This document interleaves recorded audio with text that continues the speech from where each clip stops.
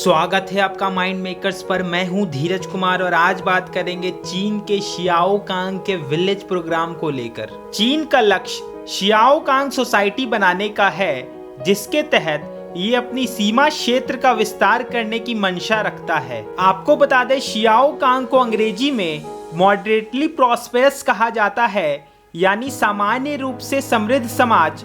हालांकि इसकी परिभाषा भी यही है कि एक ऐसी सोसाइटी जहां के लोग ना तो ज्यादा गरीब हैं और ना ही ज्यादा अमीर, उनके पास पर्याप्त जरूरी साधन है जिससे वे एक सामान्य जीवन जी सकते हैं। चीन ने इस सोसाइटी का निर्माण करके अपनी विकास दर को काफी आगे बढ़ा लिया है।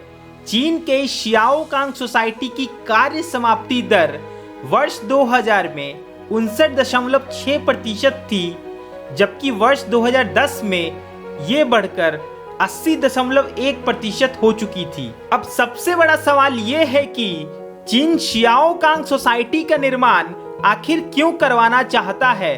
तो इसका जवाब ये है कि चीन एक सोची समझी रणनीति के तहत चल रहा है, क्योंकि चीन ने सन 1979 में ही शियाओकांग सोसाइटी बनाने की योजना पर काम चालू कर दिया था, जहां वर्ष 2020 तक इस सोसाइटी को कंप्लीट करने का उसका टारगेट था।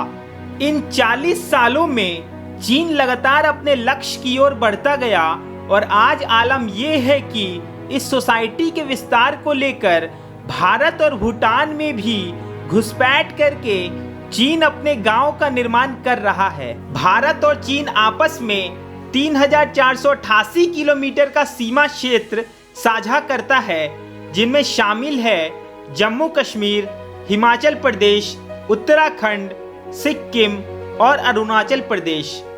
अभी हाल में ही ये खबर आई है कि चीन ने इस बार अरुणाचल प्रदेश के उत्तरी जिलों में भारत की सीमा के अंदर 4.5 किलोमीटर घुसपैठ करके गांव बसा लिया है। चीन अपने क्षेत्र का विस्तार करना चाहता है और यही वजह है कि वो आए दिन भारत और भूटान के सीमा क्षेत्रों को लांघकर अपनी मनमानी करता है। लाइन ऑफ एक्चुअल कंट्रोल यानी LAC के नजदीक चीन ने जो गांव बसाया है उसे उसने मॉडल विलेजेस का नाम दिया है। हालांकि एक रिपोर्ट के अनुसार चीन से सटे सीमा क्षेत्र के 2 सैटेलाइट तस्वीरें जारी की गई थी।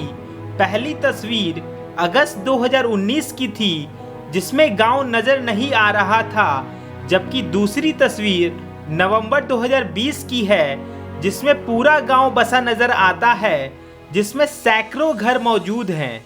इसके अलावा बैक टू बैक चीन ने इंडियन टेरिटरीज में 2 गांव बसा लिए हैं और ये दूसरा गांव चीन ने डोकलाम के नजदीक बसाया है, जो अमोछू रिवर वैली के पास बसा हुआ है।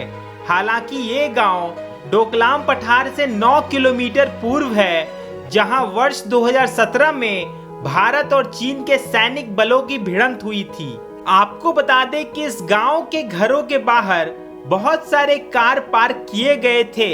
इसके अलावा इसे ऑल वेदर रोड से जोड़ा गया है और ये भी हिस्सा चीन ने जबरन भूटान से कब्जा करके हासिल किया था। ये सड़क चीन को डोकलाम पठार से जोड़ने में काफी मदद करेगा, जिससे उसकी युद्ध रणनीतियों को लागू करने में और भी आसानी हो जाएगी।